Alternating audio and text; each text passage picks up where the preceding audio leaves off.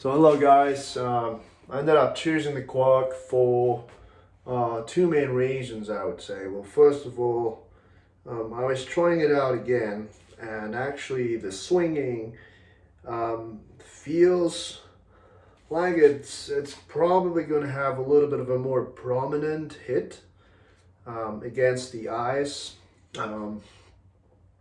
because I realized that when I put them side by side, there would be actually more weight on the front of the Quark. So basically, the center of mass will be more towards the front in the Quark.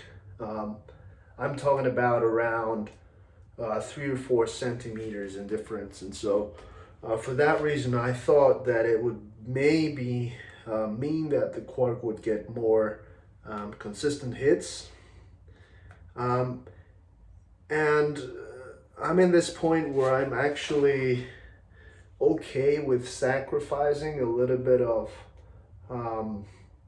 efficiency in the grip, because as I told you, maybe it's very likely that the Cassin has that it turns out that it's more efficient for long routes, especially eyes routes, and therefore your forearms are not going to get so pumped.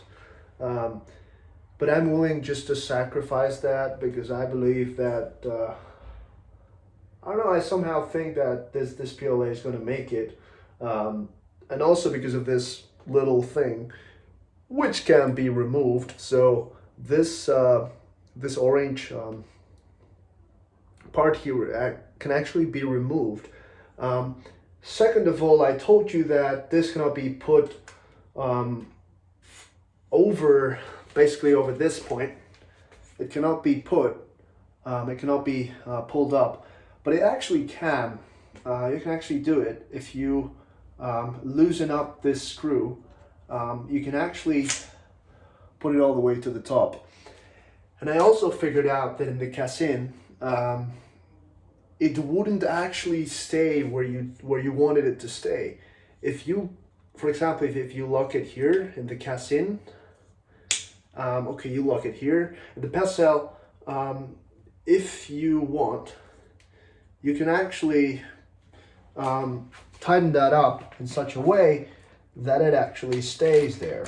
And so it's not going to move if you apply force, right? So let's say you want it in this position.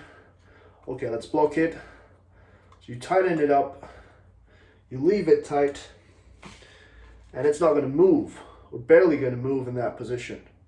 I have to apply a lot of force.